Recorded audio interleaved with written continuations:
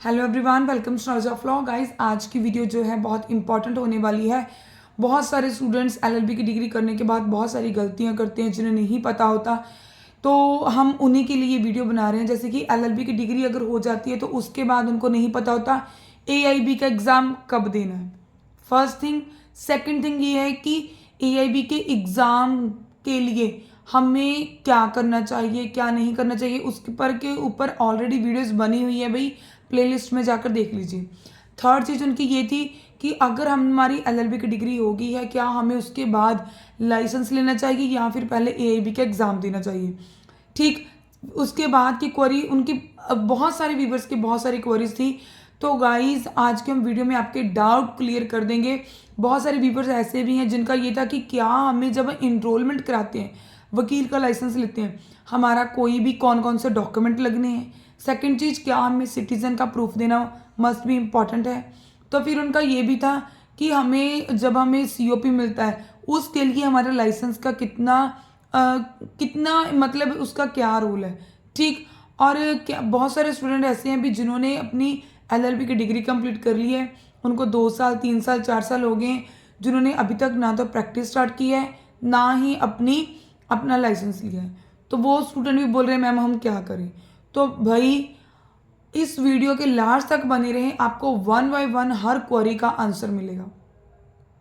First query, LLB की degree complete होगी।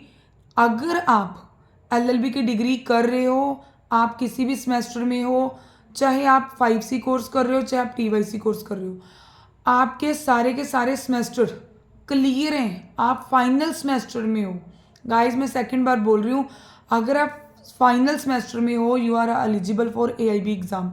Supreme court की एक जजमेंट आई थी जिसमें उन्होंने बोला था कि एलएलबी करते करते करते आप एलएलबी के ड्यूरिंग दैट टाइम आप एआईबी का एग्ज़ाम दे सकते हो।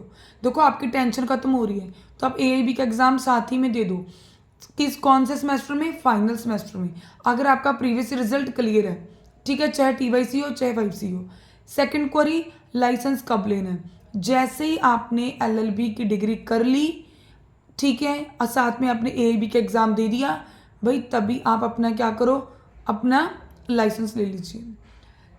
लाइसेंस लेने के लिए आपको स्टेट बार काउंसिल में इनरोलमेंट कराना पड़ता है, पहली बात।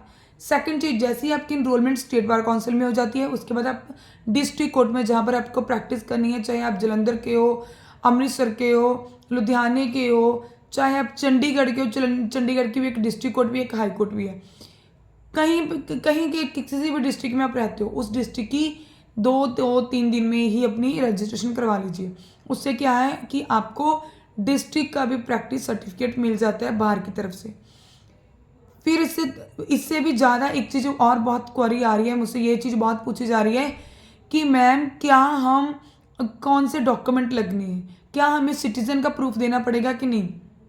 भाई देखो, मैं आपको डॉक्यूमेंट बता दूं, हमने एक फुल वीडियो बनाई थी कि क्या कैसे जो फॉर्मेट होता है, जैसे ही आप चाहते हो कि हमें इनरोलमेंट फॉर्म फिल करना है, ठीक है, तो भाई आप क्या करो, किसी भी कैफ़े में जाओ। अगर आप कोर्ट जाते हो तो कोर्ट में ऑलमोस्ट सारे के सारे टाइपिस्ट को पता होता है, वो आपको पूरी की पूरी PDF फाइल जो है वो डाउनलोड करके दे देते हैं और उसका प्रिंट भी निकाल देते हैं। ठीक है, वो जस्ट आपको फिल करनी होती है, जहाँ तो आप उन्हीं से करवा लो, जो आप खुद भी पेन से कर सकते हो। ठीक है, उसमें क्या करना है, जैसे ही आपने और जब भी आप इनरोलमेंट करवा रहे हो, आप देख लो कि वह पूरी की उस साइड पर जाओ, ठीक है।